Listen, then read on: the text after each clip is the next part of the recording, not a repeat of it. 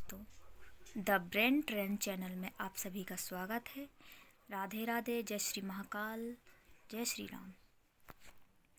दोस्तों, आज हम पढ़ेंगे साइंस का बहुत ही महत्वपूर्ण टॉपिक सेल, जिसे हिंदी में कोशिका कहा जाता है। आप लोगों ने देखा होगा कि जब भी हम कोई इमारत बनाते हैं तो उनमें हम किसका यूज़ करते हैं? ईंटों का। बहुत सी छोटी छोटी ईंटों से मिलकर एक इमारत खड़ी होती है। उसी प्रकार हमारे बॉडी में कोशिका का कार्य होता है। तो बहुत सी कोशिकाओं से मिलकर ही हमारा एक शरीर बनता है। इसलिए हम कहते हैं कि कोशिका क्या है? जीवन की मूलभूत इकाई है। यह सजीवों की संरचनात्मक एवं कार्यात्मक इकाई। अब संरचनात्मक का अर्थ होता स्ट्रक्चरल। अब स्ट्रक्चरल क्यों है? बिकॉज बॉडी का जो फ्रेमवर्क है, मतलब हमारे शरीर का जो ढांचा है, वो कोशिकाओं से मिलकर बना होता है। और फंक्शनल क्यों है?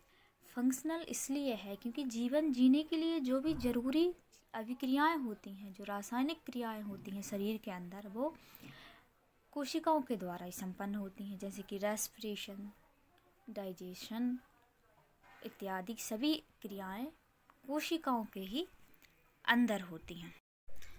अब आप लोगों को ये तो पता चला कि कोशिका कहाँ और कैसे क्या काम करती है, लेकिन आप लोगों को पता है कि कोशिका का अध्ययन क्या कहलाता है और इसकी शुरुआत कैसे हुई?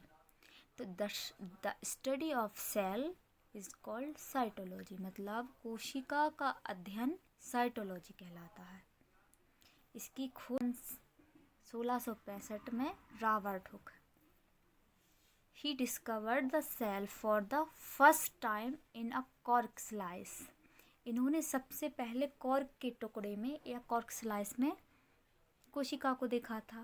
लेकिन ध्यान रहे कि इट वाज डेड सेल, वह मृत कोशिका थी।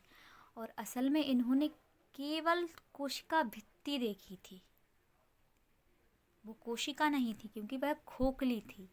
आपने मधुमक्खी का छत्ता देखा होगा ना, जैसे खोखला दिखता, उसी प्रकार इन्होंने सेल वॉल को देखा। इनके बाद फिर एक लीवेनहॉक नाम के वैज्ञानिक आए, जो कि सन 1674 में आए थे।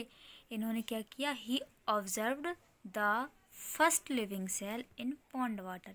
इन्होंने तालाब के पानी में एक बैक्टीरिया देखा जो कि जीवित था। तभी से जीवित कोशिका या लिविंग सेल की डिस्कवरी हुई। कब से? सन 1674 से। इसके बाद एक रॉबर्ट ब्राउन नाम के वैज्ञानिक ने सन 1831 में केंद्रक की खोज की